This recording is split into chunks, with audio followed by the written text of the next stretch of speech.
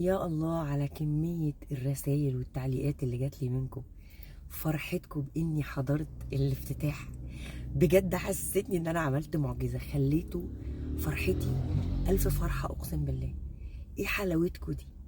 طبعا أنا مش قادرة أقول لكم سعادتي أما جات لي الدعوة، لدرجة إن أنا قعدت الوهلة كده مش مصدقة يعني ده بجد. بعدين افتكرت إن أنا وزيرة أساسا، فقلت يا بنتي طبيعي أساسا يعني مش انتوا مش متخيلين اساسا مجرد الاستعداد لحضور ايفنت زي ده كان مجنني يعني. لحد ما رسيت بعد ما فرشنا الدولاب على الارض كده وقعدت انا والبنات قلت لهم طب ما انا البس ابيض فابيض يعني خلاص، ونخلي بقى الاكسسوارز هي اللي تعمل الشغل، وتبقى الشنطه هي القطعه الاساسيه كده يعني، حته هي دي الماستر بيس بقى بتاعت الطقم كله يعني. رحت بقى يوميها يا جدعان ما بقتش مصدقه فاهمين انا نازله. بعمل كده اهو كده اهو. ده مش اداء وزيرات خالص، مش اداء وزيرات. ركبت العربيه، فتحت الحاج جوجل قلت له يا حاج هناخد قد ايه وقت؟ قال لك 40 دقيقه، وقد كان يا باشا. خدنا الطريق في 40 دقيقه. الطرق كانت مفتوحه بعكس ما كانوا بيقولوا، انا كنت قلقان قوي كنت الطرق مقفوله. الطرق مفتوحه والناس ماشيين عادي وبتاع، لحد ما وصلنا المتحف. ودخلت المتحف، يا نهار اسوح. انا طلع كان فايتني كتير قوي ان انا ما روحتش المتحف ده. لا طلع كان فايتني كتير قوي. ايه الجمال ده؟ ايه التصميم ده؟ ايه النظافه دي؟ ايه العظمه دي؟ ايه ده؟ التمنين ما تمشي جدودك حواليك، جدودك عمال تتفرج عليهم وانت مش مصدق جمال التنظيم بتاع المكان. احنا اول ما دخلونا على لاونج كده الاول، قعدنا استنينا حوالي ساعه، لان احنا طبعا واصلين من 4 حضرتك والحفله هتبتدي 7:30. بعدين قالوا لنا يلا بينا على المسرح. رحنا بقى قعدنا. انتوا مش متخيلين انا ما كنتش عايز اسيب الموبايل، مش عايزه ابطل تصوير، وفي نفس الوقت خايفه تفوتني حاجه تفصيله كده ايه ملحقش اشوفها. انا عايز اشوف بعيني اكتر ما انا عايزه افضل اسجل وامسك. طبعا جه بقى الريس والضيوف بتوعه دخلوا، واحنا بقى قاعدين ايه بقى فاهم يعني، مستنيين بقى على الاحر من الجمر. يخرب بيت حلاوه كل فقره اتعملت. انا عارفه ان انتوا ما شفتوش زي ما احنا كنا شايفين يعني. احنا كان في ليزر في السماء، كان في بصوا عشان بس اوصل لكم العظمه اللي احنا كنا قاعدين فيها. احنا المسرح قدامنا كده، هنا الهرم وهنا المسله، فاحنا قاعدين شايفين الفيو ده، مسرح هرم مسله، ده اللي قدامنا.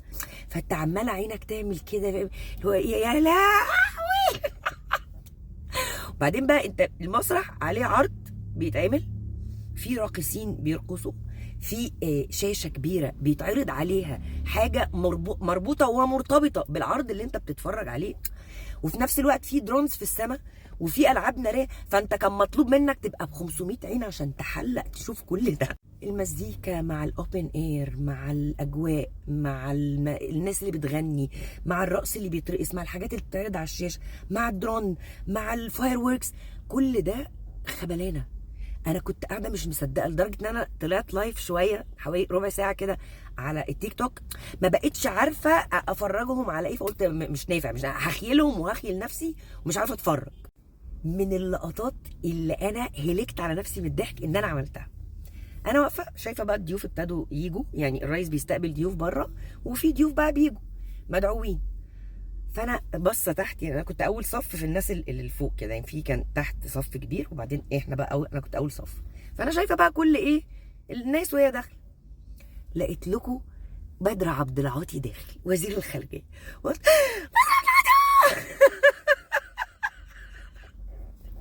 الناس اللي حواليا بصوا لي كده، انت هتعملي ايه لما السيسي يدخل؟